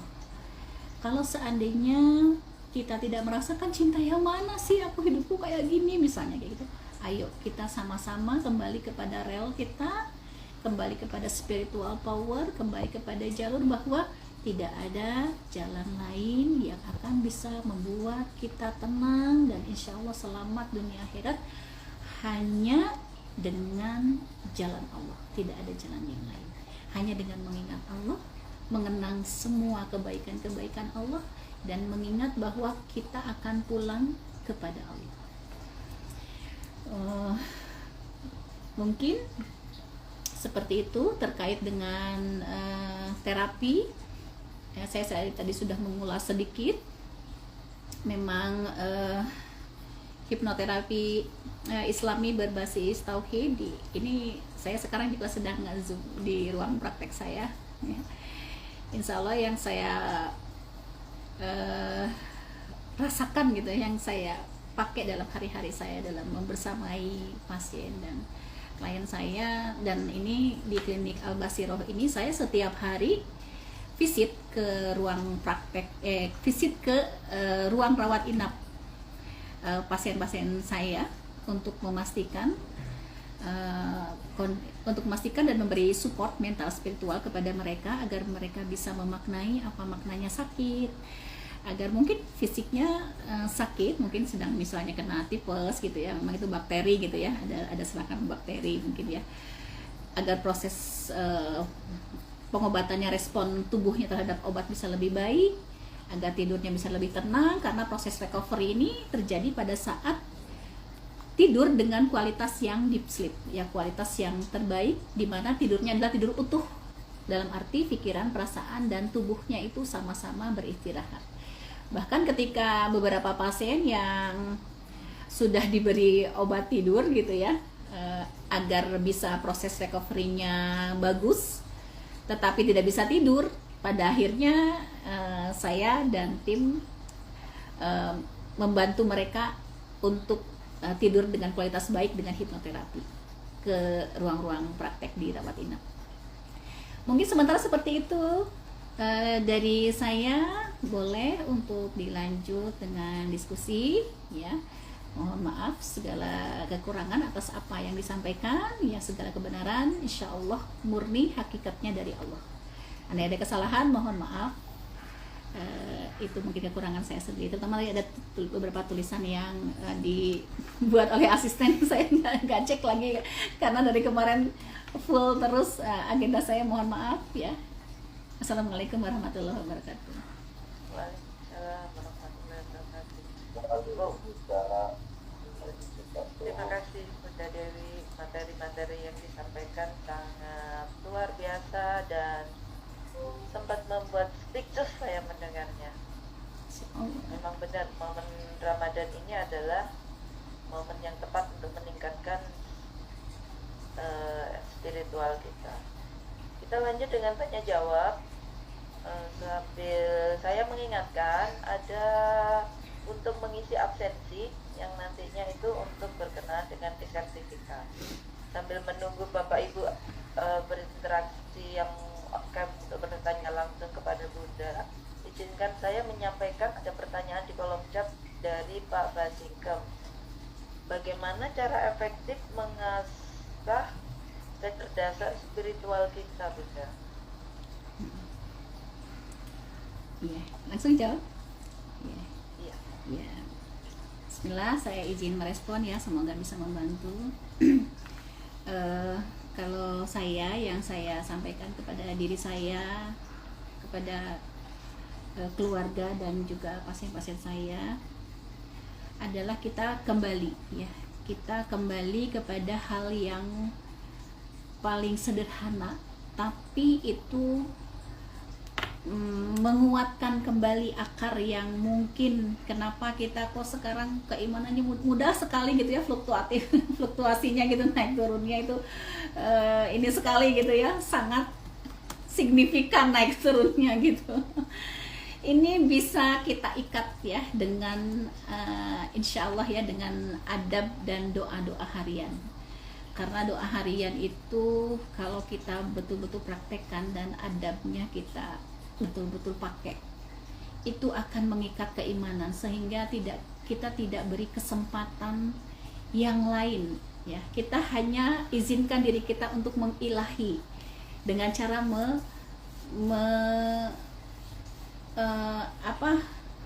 menghadirkan gitu ya energi Allah melalui doa harian itu, karena doa-doanya kan pendek, insya Allah yang lupa gitu ya, karena kita pernah hafal tapi lupa gitu ya, karena sering meninggalkan gitu ya.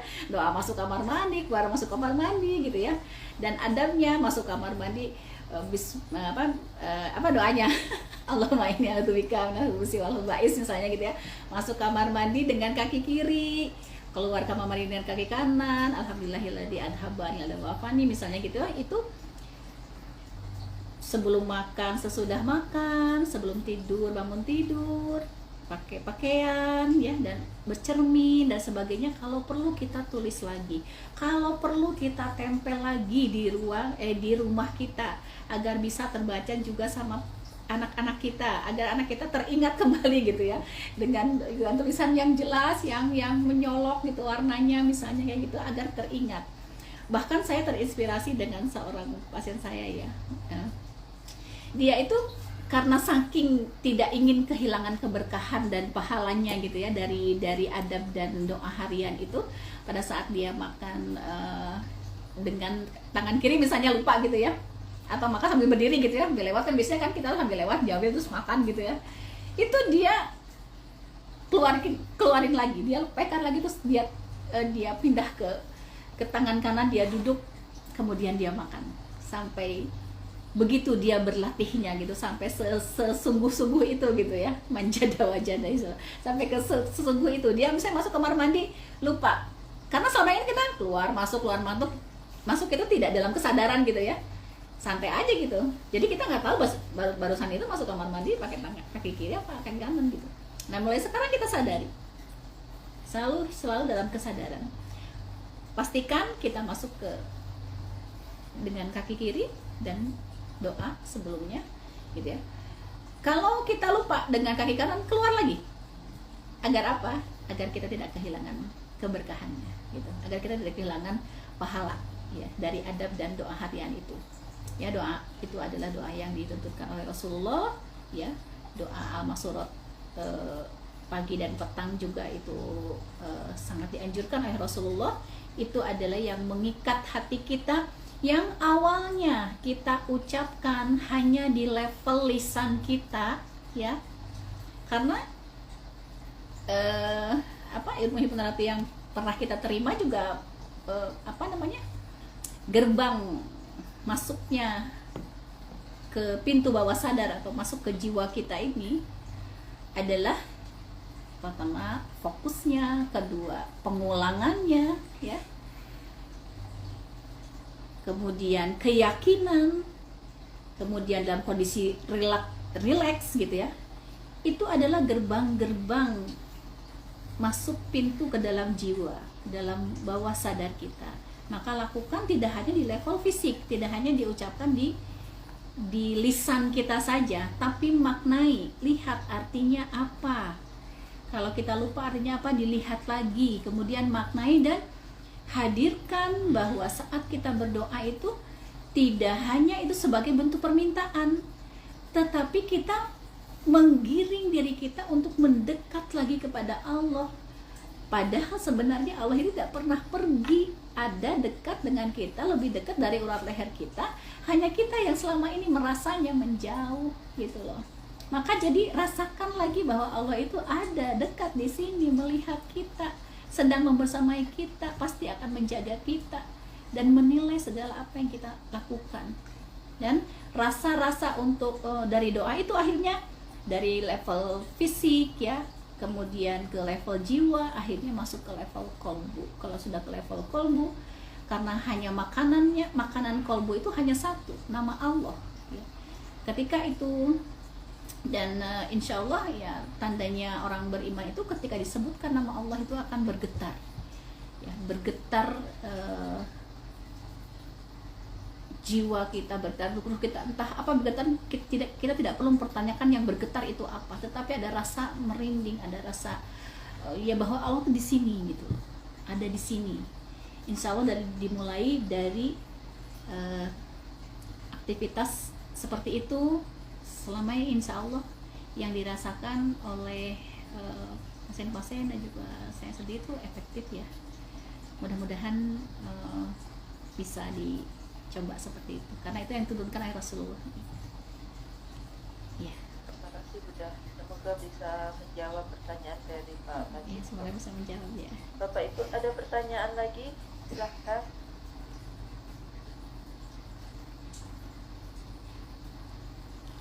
Bisa on mic-nya langsung bertanya, masih bersama Bunda. Ya memang teman-teman, energi kita untuk saat ini memang harus besar karena tantangan kita sangat besar ya. Kita ada di insya Allah ya di akhir zaman, karena ciri-ciri akhir zaman itu sudah jelas di depan mata kita, seperti yang diturunkan agama ya. Seperti apa sih ciri-ciri akhir zaman itu? Paling tidak kita bisa melihat bahwa segala macam kemaksiatan itu sangat mudah, sudah sangat mudah diakses di sekeliling kita. Itu ciri-cirinya, itu sudah akhir zaman. Jadi memang energi kita harus benar-benar difokuskan kepada yang powernya terkuat gitu, karena tantangan kita sangat besar sekarang ini. Kalau kita nggak ke Allah, berpegang teguhnya kepada tali yang lain selain tali yang kuat dengan Allah, kita nggak akan sanggup saya kira. Yang menghadapi banyak fenomena yang ada itu nggak akan kuat, nggak akan sanggup, karena banyak hal dan permasalahan yang sudah tidak di area akal lagi ya, sudah banyak yang masalah yang nggak masuk akal gitu sekarang gitu. Kalau masalah banyak yang udah nggak masuk akal, terus kita masih main di area akal, gimana kita dapat kekuatan? Nggak akan bisa. Harus yang melebihi di level itu, yaitu yang memegang kekuatan tertinggi ya Allah Subhanahu wa taala. Jadi Allah mengilahi, terus connect, pastikan terus dengan doa-doa tadi tuh, pastikan terus hati ini selalu connecting dengan Allah gitu. Connectingnya ini yang yang adalah benteng terkuat itu adalah karena rasa connecting. Karena kata Rasulullah pun satu-satunya manusia yang tidak bisa diganggu ya oleh makhluk lain termasuk jin dan setan itu adalah orang yang ikhlas.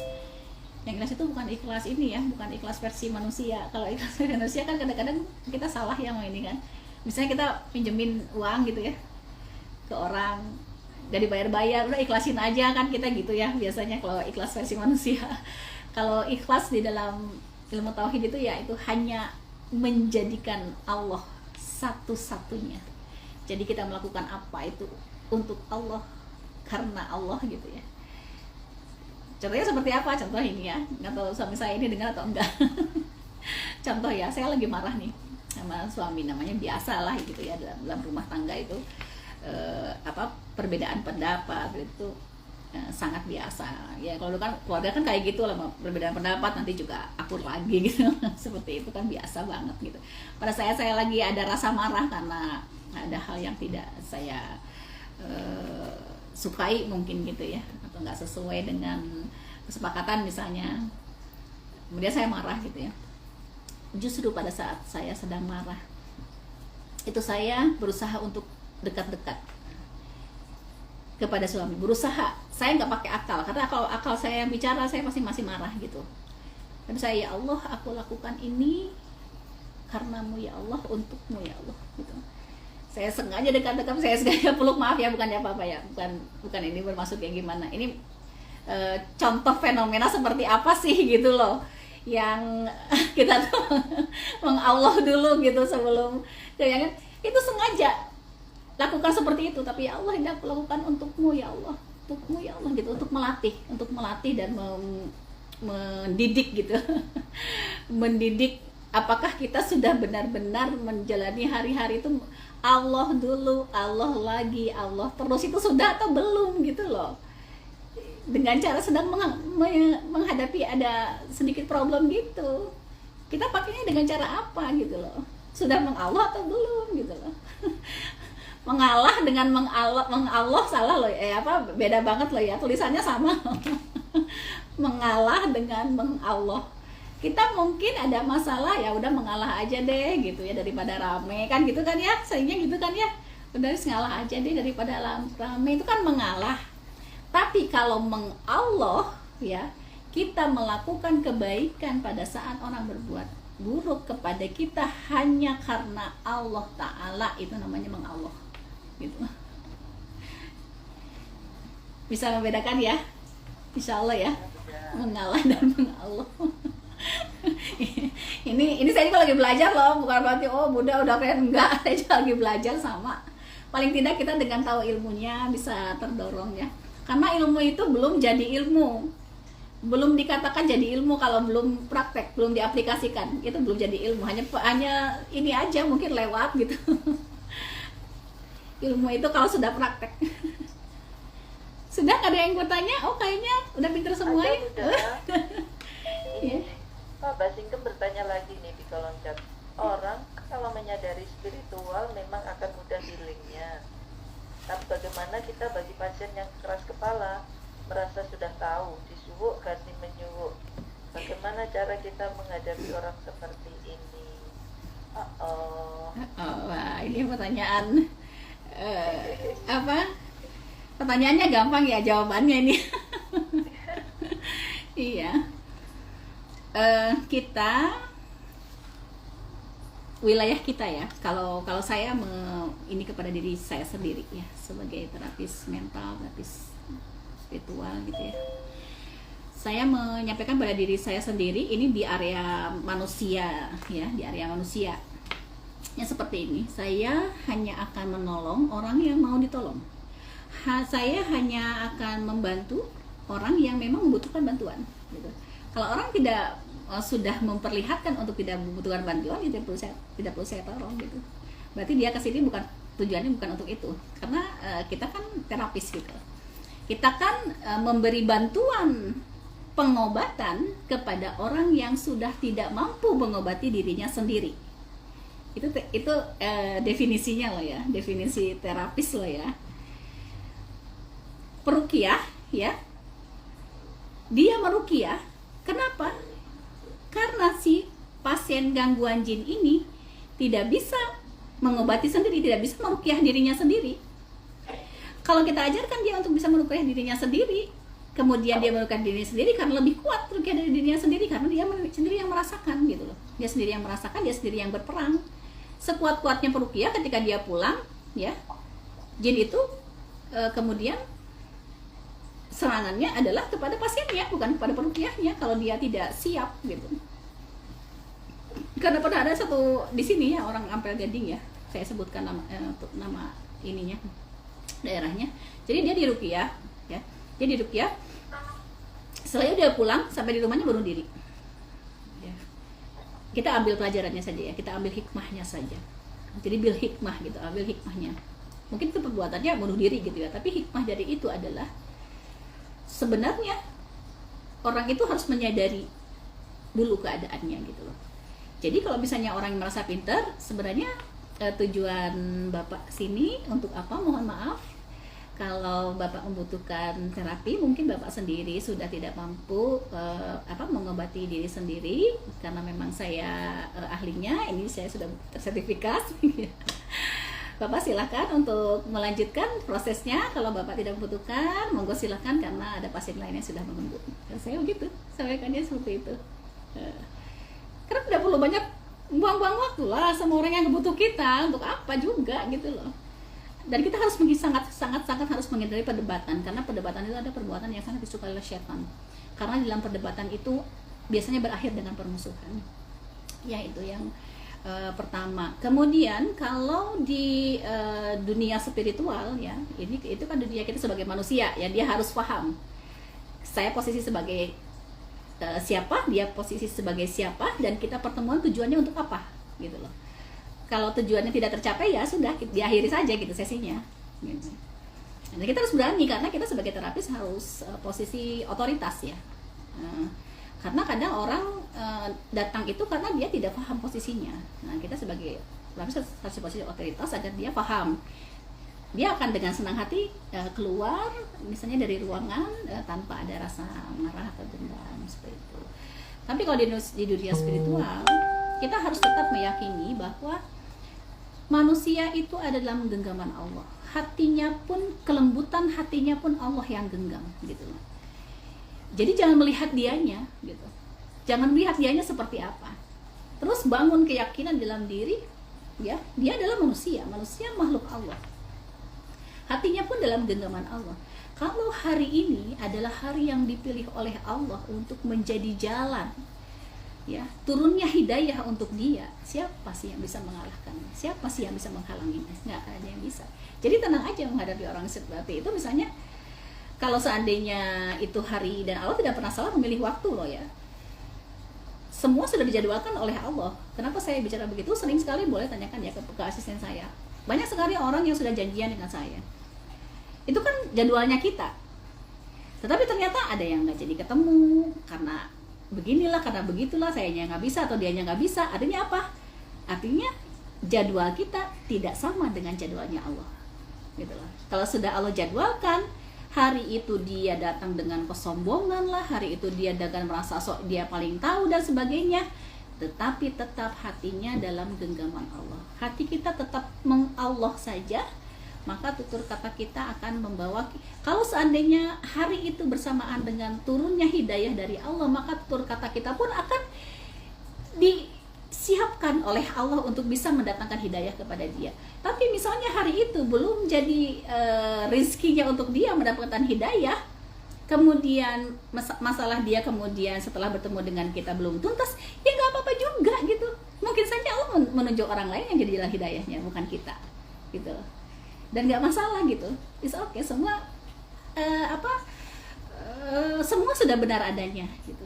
Semua yang terjadi tidak ada yang salah, karena yang mengizinkan dan mentakdirkan adalah yang maha benar, yang maha, ya insya Allah seperti itu. Mudah-mudahan bisa menjawab ya Pak. Ya. Ya. Ya udah, ini dari Pak Basiker. Pasiennya adalah keluarga sendiri, jadi kita yang datang sebagai bentuk kontribusi sebagai keluarga. Oke. Oh iya. Ya, benar kata Bunda, memang semua baik adanya. Semua benar adanya. Semua dari Allah, ya, semua benar adanya. Ada lagi pertanyaannya sebelum jam 11 tepat nanti kita tutup. Iya. Barangkali ada yang masih belum memahami atau perlu bertanya kembali, Atau silahkan. memberi masukan boleh, melengkapi dan menyempurnakan ilmunya boleh. Silahkan, monggo Bunda. Ya.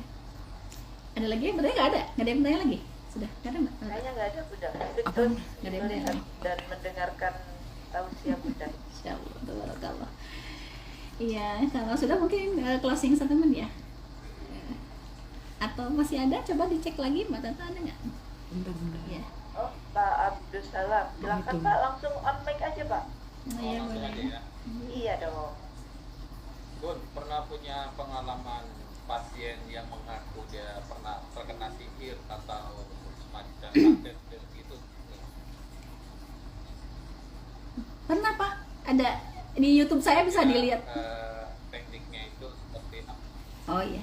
Mana Bu?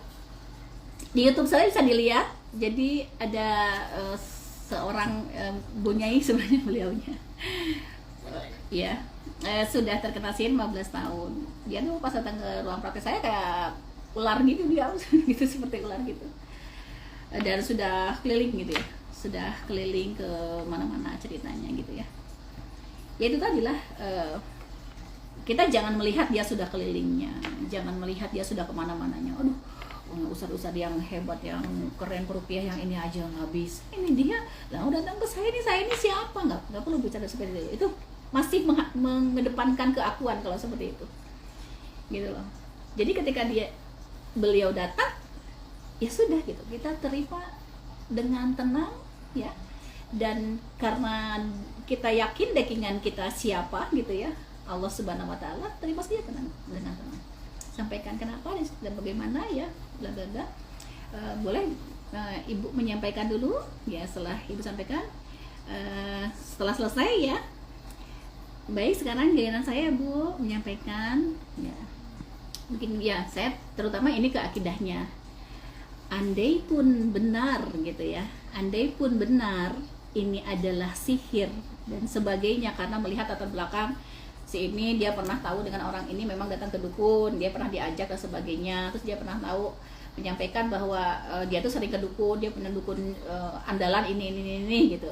Itu yang melatar belakangi dia yakin bahwa itu adalah kiriman gitu ya, bahwa itu adalah sihir gitu. Andai pun kita punya data yang lengkap secara zahir ya, tetap apapun yang disampaikan oleh entah itu berupa bisikan atau keyakinan atau yang diucapkan dari si jin itu, tetap jin itu punya sifat pembohong. Jadi informasi yang disampaikan oleh dia, kita sebagai manusia dan hambanya Allah tidak boleh sepenuhnya mempercayai apa yang dia sampaikan. Pokoknya kita fokusnya ke Allah saja gitu. Fokusnya ke Allah, disampaikan bahwa apapun yang dikirim, apapun perbuatan orang ya, entah kata orang itu dukun sesakti-saktinya, mereka itu tetap makhluk. Dan makhluk di hadapan Allah itu lemah. Kalau kita ya insya Allah dan insya Allah bismillah, ini adalah terapi untuk menghadirkan kekuatan Allah ya, merasuk ke seluruh ruang diri kita, karena jin dan setan itu sifatnya juga tahu diri juga. Dia bisa masuk itu ketika ada pintunya gitu, dan masih ada ruang yang kosong gitu. Kalau dia ketika sudah di hadapan pintunya dan melihat ruang diri kita sudah dipenuhi dengan energi Allah, dia nggak akan masuk karena dia udah tahu nggak akan punya tempat di situ gitu loh. Jadi yang membuat ini tuh bukan kuat atau tidaknya si jin itu ya, karena sifatnya setan itu kan mengintai gitu. Sifat setan itu kan mengintai itu menunggu waktu yang tepat kapan dia bisa masuk. Sementara manusia itu keimanannya itu fluktuatif. Maka orang yang sedang mengalami gangguan jin itu ya harus ditutup semua pintunya dengan cara apa? Ya amalan-amalan itu untuk sementara masa treatmentnya itu disempurnakan dulu dari mulai bangun sampai tidur kembali, jemput seluruh waktu-waktu mustajabah atau waktu terbaik dari Allah itu jangan dilepas dulu, ya. Ya baiknya sih kan memang baiknya sih selamanya gitu ya, cuma ini di dalam masa pengobatannya seperti itu. Kemudian dan waktu itu malah sekali itu bunyanya itu malah satu kali datangnya ke tempat saya, ya satu kali dan ya kita bantu ya Bu untuk izinkan. Artinya Bu Dewi melakukan ruqyah atau tetap menggunakan keilmuan hipnoterapi lah, ya, sesuai dengan yang biasa kita pelajari. Iya, ilmu hipnoterapi, tetapi saya mental ketauhidannya yang ditanamkan kepada dia gitu loh, mental ketauhidan. Dan mental ketauhidan artinya itu membawa dia, ya, membawa si pasien ini untuk menjadikan ya Allah itu satu-satunya tempat bersandar dan itu adalah energi yang terkuat gitu loh. Dan itu disampaikan pada saat kondisi dia sedang kondisi hipnosis itu masuknya itu lebih cepat gitu loh. Karena penolakan untuk meragukan sekuat apa sih Allah itu gitu loh, itu akan ini gitu loh, akan tumbang gitu loh. Keraguan-keraguan itu akan tumbang dan yang jelas ya semua dari Allah gitu ya, itu semua Allah gitu loh yang berperan gitu. Kita kan hanya sebagai asbab saja, perantara aja. Dan kalau yang kemarin itu seminggu yang lalu yang itu kena sihir 8 tahun, ya kan, kena sihir 8 tahun kayaknya. Dia ceritanya juga sudah keliling. Si jin yang ada di dalamnya itu namanya juga disebutkan ya. Itu tetap dengan menceritakan hal yang sama, bahwa dukunnya namanya itu ya berasal dari mana dan dia namanya itu ya gitu. Setiap dia berobat, setiap dia ruqyah mana-mana selama 8 tahun loh ya, itu informasi dari dukunnya itu dari informasi dari si jin yang ikut dengan masih ikut dengan dia itu informasinya sama, konsisten, tidak pernah berubah gitu ya. Walaupun tidak pernah berubah sekalipun, tetap kita tidak boleh percaya penuh kepada apa yang diinformasikan oleh jin. Ya, yang penting adalah kita ke Allahnya saja dulu. Ke Allah. Bereskan dulu ke Allahnya, maka semua yang ada di bawahnya itu akan Allah tundukkan untuk kita. Itu yang harus kita yakini sih.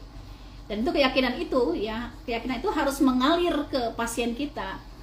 Dari ruhiyah kita, dari jiwa kita, keyakinan, karena itu akan terasa, hati itu akan nyambungnya ke hati lagi. Kalau hati kita ada keraguan, itu pancaran energi keraguannya juga sampai kepada pasien kita gitu loh. Kitanya sendiri harus beres dulu, makanya kita ini akan bisa menerangi kalau kitanya sudah terang gitu loh. Kita ini akan bisa membantu menyelesaikan masalah orang kalau kita sudah selesai dengan diri kita sendiri, sudah selesai dengan spiritual kita, sudah selesai dengan emosional kita. Insya Allah seperti itu sih selama ini ya. Ini ada di YouTube saya, boleh dilihat. Dan yang linknya di grup ya, link YouTube-nya Dewi Irfani sama Dewi Irfani ya YouTube-nya. Ya Dewi Irfani, dan insya Allah ketika ngetik Dewi Irfani cuma satu kok, nggak ada nama Dewi Irfani lain di YouTube. Mohon maaf loh ya. Udah ini saya cuma menceritakan pengalaman loh ya. Ini bukan ini yang paling benar, dan enggak, saya cuma nyatain pengalaman aja gitu, seperti itu. Ya. Sudah mungkin ya? Sudah, pertanyaannya sudah habis. Karena waktunya juga sudah mendekati. Iya, ini ada pasien ini, saya sebentar lagi. Ya. Alhamdulillah, terima kasih. Materi telah tersampaikan dengan baik, pertanyaan juga terjawab dengan bersama dengan tegas oleh Bunda.